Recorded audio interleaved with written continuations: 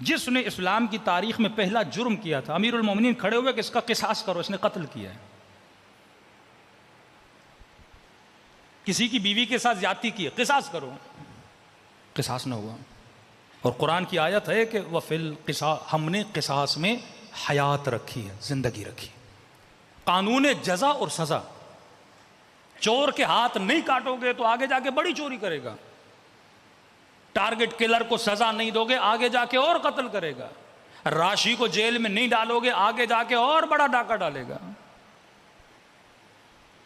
कि हमारे यहां हर रोज एक बहुत बड़ी चोरी होती है, ऐसा जुल्म होता है कि कहते हैं जिया बुरा था, फिर कहते हैं फला, यानी हर जमाने में हम कहते हैं हुक्मरान एक से एक बदतर होता जाता है, क्योंकि यहां सजा और जजा नहीं। अमीरुल मोमिनीन यही फरमाते हैं, जब तक चोर को सजा नहीं, कातिल को सजा नहीं, जब हुकूमत पर पहुंचे तो पहला खुतबा अमीरुल मोमिनीन ने दिया, फरमाया अली की अदालत तुमसे बर्दाश्त नहीं होगी।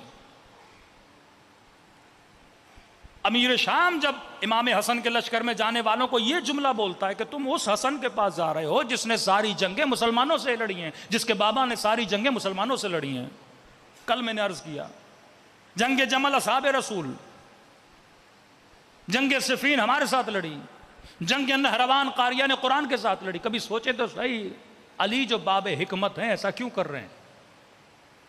क्योंकि जब बदन में कैंसर हो जाए तो डॉक्टर भी कहता इलाज ये है कि जो हिस्सा गंदा हो चुका उसे निकाल के फेंको, वरना ये पूरे बदन को तबाह बर्बाद करे। इमाम हुसैन मौला अमीरुल मोमिनीन करबला देख रहे थे कि अगर ये कैंसर ज़दा मुआशरे के अफराद को इस्लामी मुआशरे से निकाल कर काट कर मारा नहीं गया, ये पूरे मुआशरे को जहरालूद कर देंगे, और मुआशरा जहरालूद हो गया। यजीद जैसे लोग आए, नवासे रसूल का कत्ल हुआ। अब देखिए अहले बैत ने तरबियत कैसे की। मेरे पांचवें इमाम फरमाते हैं कि मेरे बाबा इमाम ज़ैनुल आबिदीन अलैहिस्सलातु वस्सलाम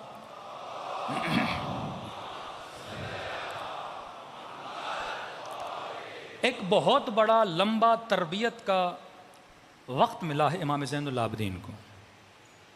20 से 30 साल का अरसा मेरे आका इमाम ज़ैनुल आबिदीन को मिला है।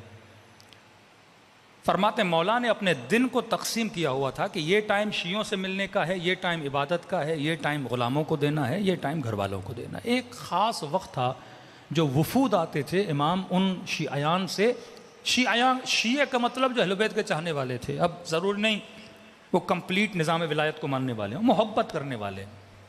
उस ज़माने में ये कंप्लीटली अभी तफरीक नहीं हुई थी, ये शिया ये सुन्नी है, ये तफरीक तो बाद में हुई जब 4 फ़िरक़े बने और 4 फ़िक़हें बनी, उसके बाद एक तफरीक बनी। आते थे इमाम से मिलने, तो जैसे आए तो वो बहुत बड़ी बड़ी बातें करने लगे कि मौला हम अगर करबला में होते ये न होने देते, मौला हम होते आपके हाथों में रस्सियाँ ना आती, मौला हम होते ख़ैमों पे हमला ना होता, मौला हम होते इमाम हुसैन के साथ, मौला हम होते ये करते, या लैतना कुन्ना माकुम।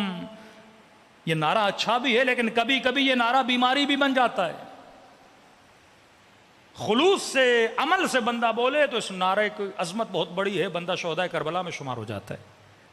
लेकिन इस नारे को इमाम हुसैन के बकौल सिर्फ ज़बान की चिटखारी बना दिया जाए कि मौला मैं होता तो ये करता, मैं होता तो ये करता, सुनते रहे सुनते रहे।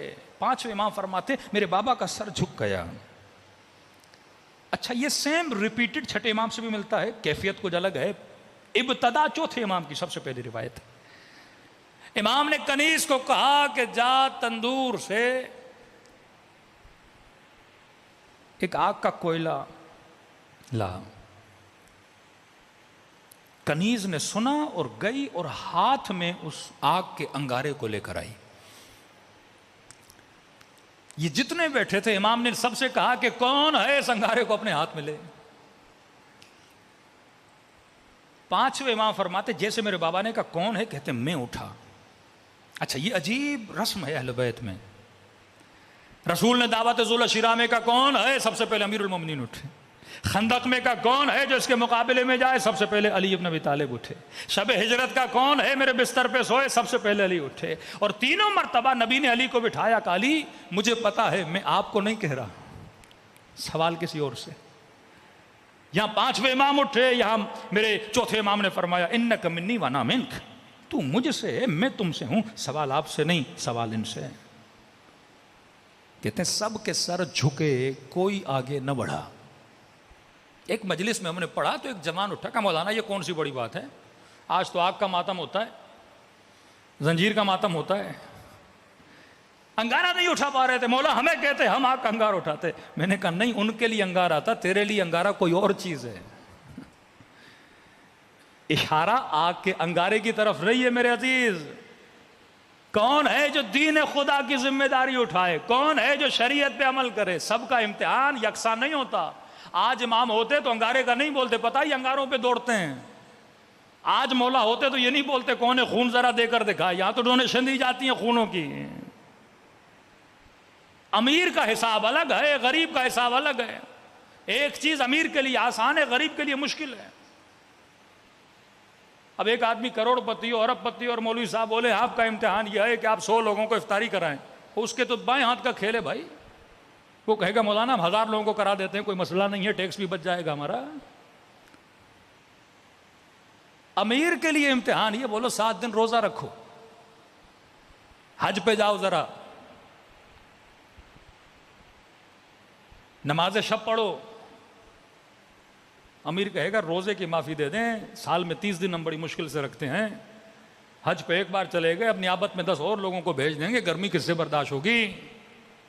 40 की वॉक जरा करके दिखाइए, अरे इतनी धूप में कौन चले। अब गरीब के लिए धूप में चलना कोई बड़ी बात नहीं है। और यहीं पे गरीब को बोलो 7 रोजे रखोगे कि मौलाना साहब हम तो 100 रोजे रखने के लिए तैयार हैं। गरीब का इम्तिहान, गरीब 10 रुपया भी दे तो उसके लिए बड़ी बात है, उसके महीने का बजट आउट हो जाता है। खातून का इम्तिहान रोजा रखना नहीं, सर पे चादर रखना है। एक खातून ने अपने मियां से तलाक इस बात पे ली कि शोहर ने कहा नाखून बड़े नहीं रखो, मुझे अच्छे नहीं लगते। आपके हाथ खूबसूरत हैं, नाखून बड़े रखती हो, जॉब भी करती हो, ऑफिस में भी जाती हो, लोगों की निगाह पड़ेगी, मुझे नहीं पसंद। कहा मुझे तलाक दे दो, नाखून नहीं काटूंगी, तुझे छोड़ दूंगी। कभी कभी एक नाखून काटना मेरे लिए मसला हो जाता है, कभी कभी खुम्स देना मेरे लिए बड़ा इम्तिहान बन जाता है, कभी कभी चेहरे पे शरीयत को सजाना मेरे लिए इम्तिहान बन जाता है। हर जमाने में हर किसी का इम्तिहान अलग है। बंदे खुदा, मुश्किलात ना हो, हक का नारा बुलंद करो, बड़ा आसान है, लेकिन इम्तिहानों में हक का नारा बुलंद करना, नजरिए पे डट जाना। इस वक्त पाकिस्तान में थोड़ी नजरियाती जंग चल रही है, एक अच्छी साइन है पाकिस्तान के लिए, नजरियाती मुआशरा बनता जा रहा है।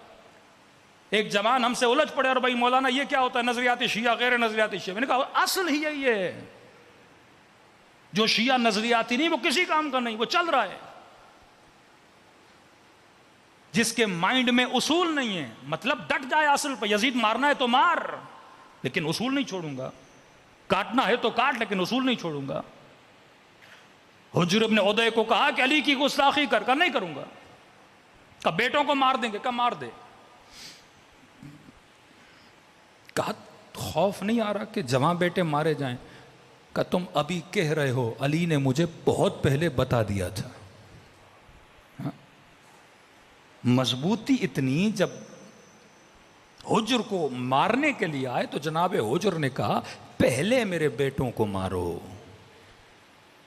कहा तू कैसा बाप है, लोग तो कहें खुदाया मैं मर जाऊं बेटे का मरना न देखूं, और तू अपनी आंखों से बेटे को मरता हुआ देखना चाहता है। फिर मसला बेटों की मोहब्बत का नहीं, मसला अली की मोहब्बत का है। का क्या मतलब?